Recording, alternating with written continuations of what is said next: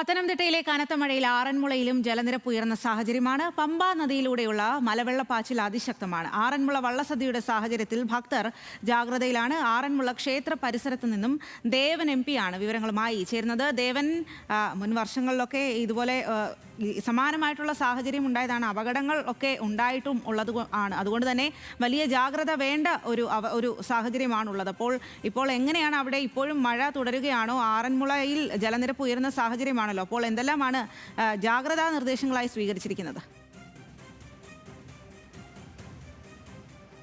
സ്വാതി, നമുക്ക് ഈ ദൃശ്യങ്ങളിൽ തന്നെ കാണാൻ കഴിയും. ഇപ്പോൾ ഞാൻ നിൽക്കുന്നത് ഈ ആറന്മുള ക്ഷേത്ര പരിസരത്തിന് സമീപമാണ്. ഇവിടെ നിന്നും ആളുകളെല്ലാം തന്നെ ഇപ്പം ഇവിടെ ഉണ്ടായിരുന്ന താമസിച്ചിരുന്ന ആളുകളാണെന്ന് തോന്നുന്നു, അല്ലേ?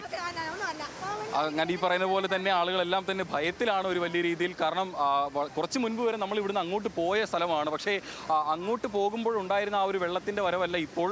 മണിക്കൂറുകൾ കഴിയും തോറും ഈ പമ്പ കവിഞ്ഞൊഴുകുകയാണ്. അതുകൊണ്ട് തന്നെ ഈ ആറന്മുള ക്ഷേത്രത്തിന് സമീപം, പ്രത്യേകിച്ചും ഈ സത്രം ആ പരിസരത്തെല്ലാം തന്നെ വലിയ രീതിയിൽ ഒരു ആളിൻ്റെ പൊക്കത്തിനനുസരിച്ച് വെള്ളം ഉയർന്നു വരുന്ന ഒരു സാഹചര്യമുണ്ട്. അതുകൊണ്ട് തന്നെ ആളുകളെല്ലാം തന്നെ ഇപ്പോൾ നേരത്തെ ഇവിടെ നിന്നും മടിച്ച് ഇവിടെ നിന്നും പോകാൻ തയ്യാറാകാതെ നിന്നിരുന്നവരെല്ലാവരും തന്നെ ഇപ്പോൾ ഈ പറയുന്ന പോലെ തന്നെ ഇപ്പോൾ നടന്ന് റോഡിൻ്റെ അപ്പുറത്തേക്ക് പോയി കഴിഞ്ഞാൽ അവിടെ നിന്നും വാഹനങ്ങളിൽ ഇപ്പോൾ അവിടെ ഒരു ഗതാഗത സൗകര്യം ഇപ്പോൾ നിലവിലുണ്ട്. അത് പരമാവധി പ്രയോജനപ്പെടുത്തിക്കൊണ്ട് തന്നെ അടുത്ത ബന്ധുവീടുകളിലേക്കും ഒക്കെ തന്നെ മാറി താമസിക്കാനുള്ള ഒരു നീക്കത്തിലാണ്. മറ്റൊന്ന്, ഈ ആറന്മുള ക്ഷേത്രവുമായി ബന്ധപ്പെട്ടുകൊണ്ടാണെങ്കിൽ പോലും പലപ്പോഴും വലിയ രീതിയിൽ ഈ ഒരു സമയത്ത് തിരക്ക് അനുഭവപ്പെടുന്ന ഒരു സമയമാണ്. വള്ളസദ്യ ആരംഭിച്ചിട്ടുണ്ട്. വലിയ രീതിയിൽ തിരക്ക് അനുഭവപ്പെടേണ്ട ദിവസങ്ങളാണ്. പക്ഷേ ഈ മഴ, അപ്രതീക്ഷിതമായി എത്തിയ മഴ വലിയ രീതിയിൽ ഈ വള്ളസദ്യയും ബാധിച്ചു എന്ന് പറയേണ്ടി വരും. കാരണം വലിയ രീതിയിൽ തിരക്ക് കുറവ് അവിടെ അനുഭവപ്പെടുന്നുണ്ട്. സാധാരണഗതിയിൽ 14,000-ത്തിലധികം ആളുകളായിരുന്നു ഒരേ സമയം അവിടെ സദ്യയ്ക്കായി എത്തുന്നത്.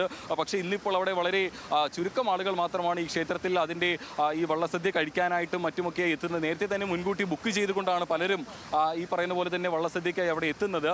ഏതായാലും ഇവിടെ ഇപ്പോൾ മുൻപ് പത്തനംതിട്ട ടൗണിലും ഒപ്പം തന്നെ ഈ റാന്നി അടക്കമുള്ള മേഖലകളെല്ലാം തന്നെ രാവിലെ എങ്ങനെയായിരുന്നോ ആ ഒരു വെള്ളപ്പാച്ചിൽ നമ്മൾ കണ്ടിട്ടുണ്ടായിരുന്നത്, സമാനമായ സാഹചര്യത്തിലേക്കാണ് ഇപ്പോൾ ഈ ആറന്മുളയുടെ പരിസരവും മാറുന്നത്.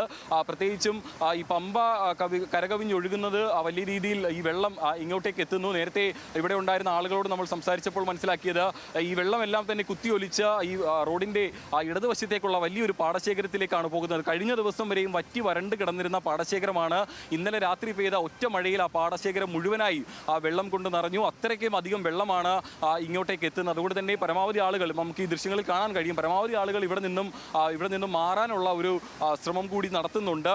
മറ്റ് ഈ പറയുന്ന പോലെ തന്നെ ക്ഷേത്രങ്ങളിലേക്ക് രാവിലെ ഇവിടെ നിന്നും അങ്ങോട്ടേക്ക് പോയിരുന്ന ആളുകൾ, അതായത് ഈ റോഡ് വഴി നേരെ ക്ഷേത്രത്തിലേക്ക് പോയിരുന്ന പലരും ഇപ്പോൾ തിരിച്ചു വരാനായിട്ട് ഈ പറയുന്ന പോലെ തന്നെ വെള്ളം ഉയർന്നു വരുന്ന ഒരു സാഹചര്യമുണ്ട്.